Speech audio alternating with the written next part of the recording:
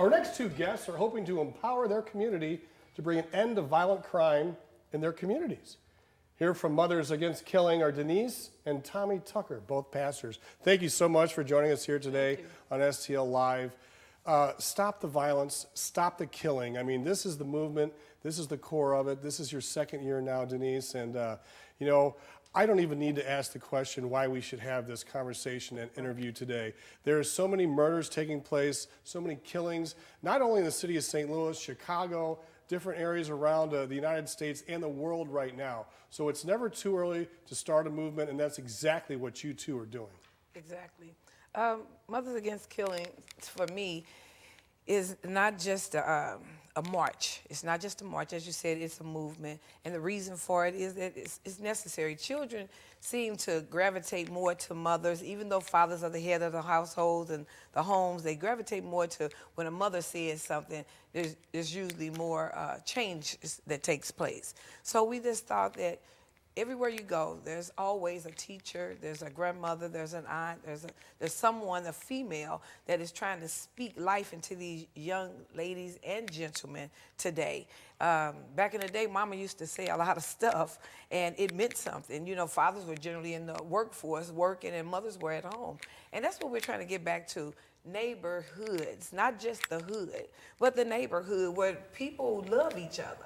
That we come together on one accord in unity, and we can help bring change to what's going on out here today. No one has the solution, but if we all come together on one accord, come together and try to love one another more, maybe things will change. You know, and Denise, it seems like mothers are at the forefront.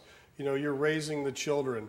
A lot of times the father's off to work, so you're there in the home. A lot of times, though, the mothers have jobs as well, so you have double duty. And a lot of times in urban communities, you know, there's a lot of fatherless kids. So you really put it on, you know, the mothers to get action going. That's exactly right.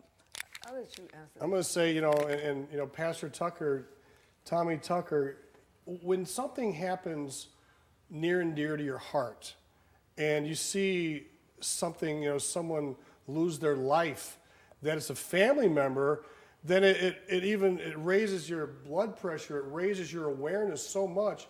And this is exactly what's happened to your family. You know, you suffered tragedy, so I know you have passion for this. Oh, absolutely. As you mentioned, I lost a nephew to senseless gun violence.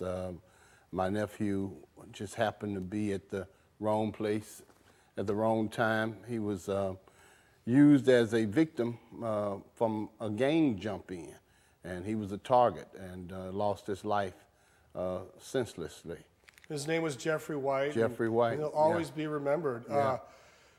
Gun violence, you know, it's becoming a public health issue, just like other things. Can you maybe give us a little perspective of that? Well, I mean, gun violence is probably, at this point, the #1 cause of deaths, you know, whereby diseases like cancer and heart disease and several other medical issues that would have been higher on the chart in terms of deaths, gun violence has superseded. It has, and there's been over 200? This year. Homicides In this St. year Louis? in St. Louis. It said that our homicide rates are up 60% from last year. I mean, this is insane. It's up higher. People are coming out against this. People like yourselves are coming out with these movements. You know, what do you think the root of this is? I don't really know what the root of it is. I'm just hoping that we're able to make a difference and make a change by us continuously coming together and marching. And then at the end of our march, there's a community fair. So at that community fair, we're bringing resources to help bring change. We have pro bono attorneys out there this year. We've got a lot of the major companies out there, Slate and A Better Family Life and the YMCA. We have colleges out there this year trying to offer them enrollment, you know, into the schools this year. So there's a lot we're trying to do to bring change. Fantastic. We're going to pick up this topic and talk about the march itself, which is this Saturday after we go to break. Stay with us at STL Live. We'll have more with Mothers Against Killing after this break.